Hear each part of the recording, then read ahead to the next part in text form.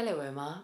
My name is Amy. May I examine you? Yes. On general examination, note if the patient looks unwell, breathless, cyanosed, frightened or distressed, or has any scars. Please, could I see your hands? Signs in the hands may include tobacco staining, peripheral cyanosis, splinter hemorrhages, Janeway lesions, Osler nodes, and finger clubbing. Cardiovascular causes of clubbing include cyanotic congenital heart disease and bacterial endocarditis. Thank you.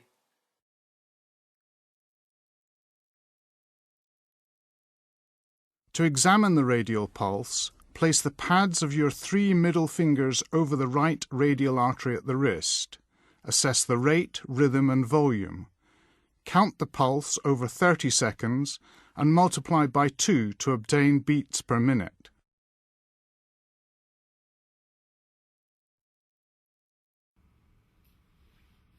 Do you have any pain in your shoulder? No. To detect a collapsing pulse, first check that the patient has no shoulder or arm pain or restriction on movement.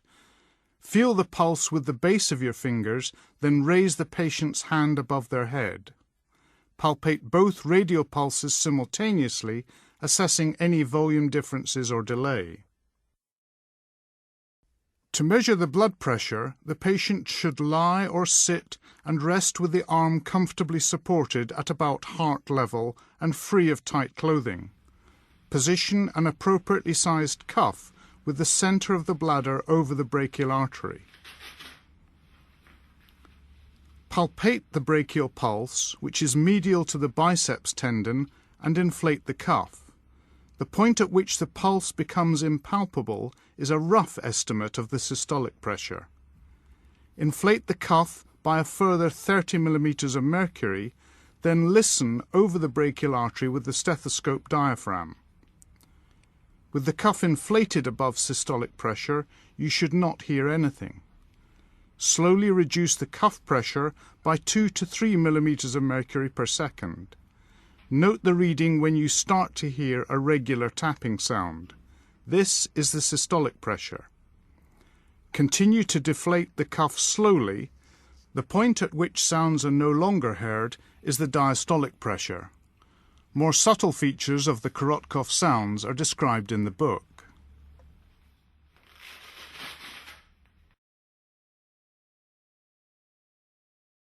I'm just going to press gently on your neck.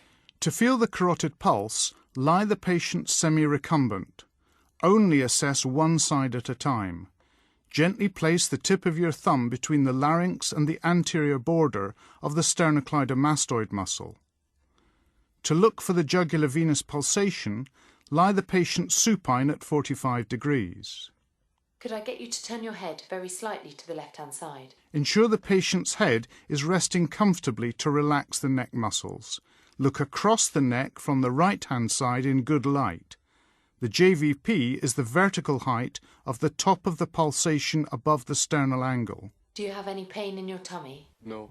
If uncertain, use the abdominojugular reflex or occlusion to identify the JVP.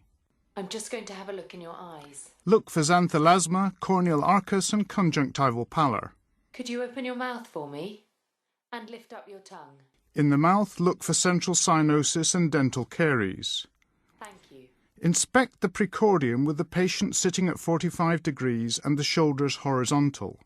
Look for surgical scars, visible pulsations and chest deformity. Lay your hand flat over the precordium to obtain a general impression of the cardiac impulse. Locate the apex beat by laying your fingers on the chest parallel to the rib spaces. It's normally in the 5th interspace at or medial to the midclavicular line. Note its character.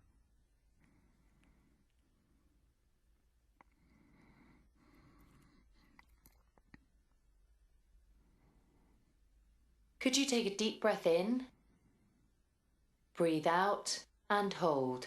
Feel for a right ventricular heave with the heel of your hand in the left parasternal area. Breathe normally.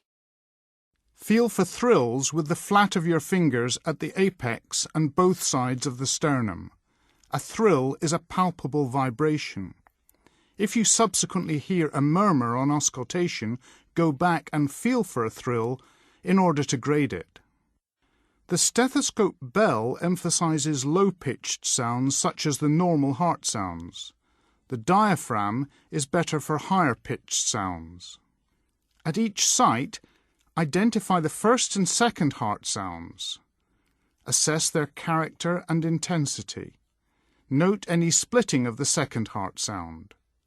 Feel the carotid pulse with your thumb to time any murmur. Concentrate in turn on systole and diastole.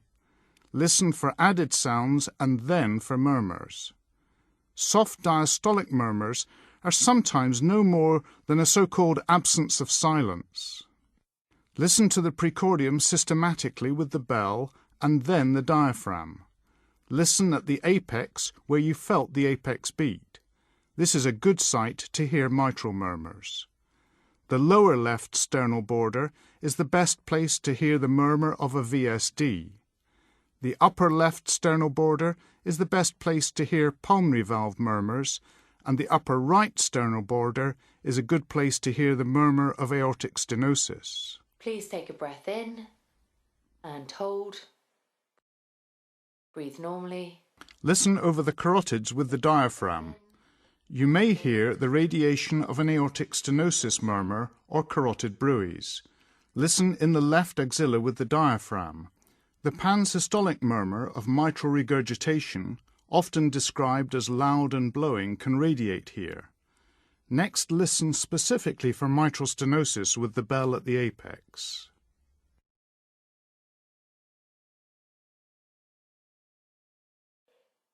Please could you roll onto your left-hand side? This is accentuated in the left lateral position. It's a mid-diastolic rumbling sound which may follow an opening snap.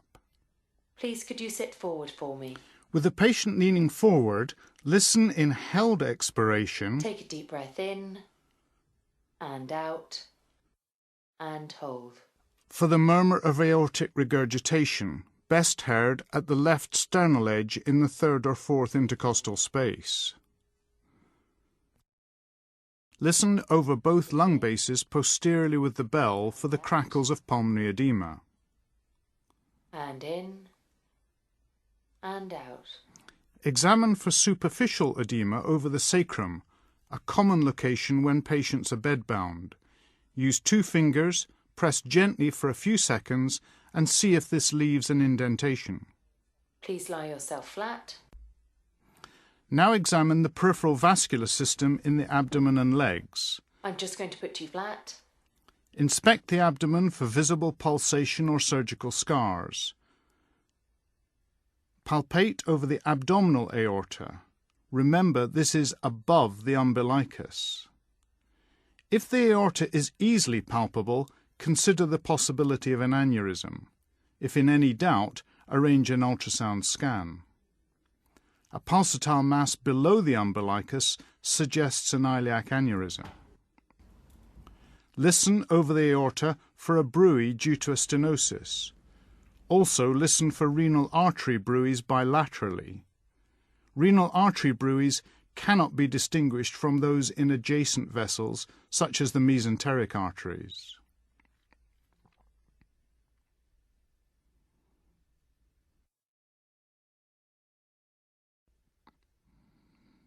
Inspect the legs and feet, considering ischemia and venous insufficiency. Look for colour change, loss of hair, surgical scars, and feel for temperature differences in the feet. Pay particular attention to the position, margin, depth and colour of any ulceration. Look specifically between the toes and heels for ischemic changes. Also take care to inspect the balls of the feet, the heels and their posterior aspects, which can be pressure areas in bedbound patients.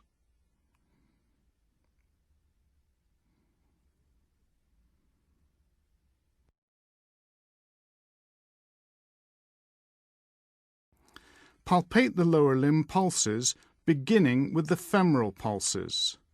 Explain what you're going to do.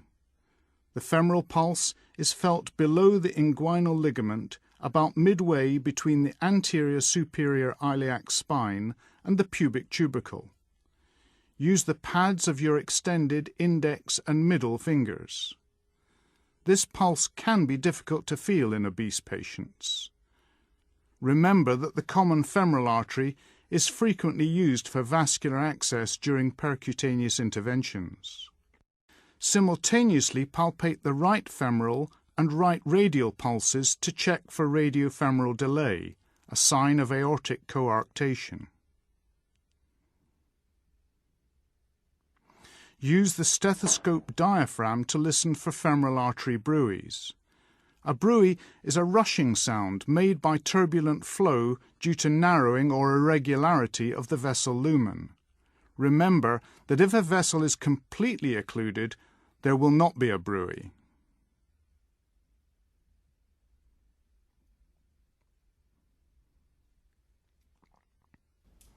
Next, assess the popliteal pulses. The patient must lie relaxed on a firm, comfortable surface. Flex the knee to 30 degrees. With your thumbs in front of the knee and fingers behind, press firmly in the fossa. The popliteal artery is sometimes difficult to feel. If it's very easy to feel, there may be an aneurysm.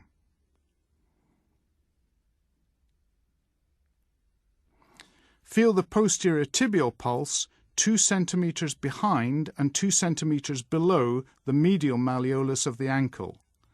Palpate using the pads of your middle 3 fingers. Feel midway down the dorsum of the foot, just lateral to the tendon of extensor hallucis longus, for the dorsalis pedis pulse. Use a Doppler probe to measure the ankle brachial pressure index. I'm going to lift your leg. To perform Berger's test, the patient should lie supine. Raise the patient's feet and support the legs at 45 degrees to the horizontal for 2 to 3 minutes. Look for pallor on elevation and emptying or guttering of the superficial veins.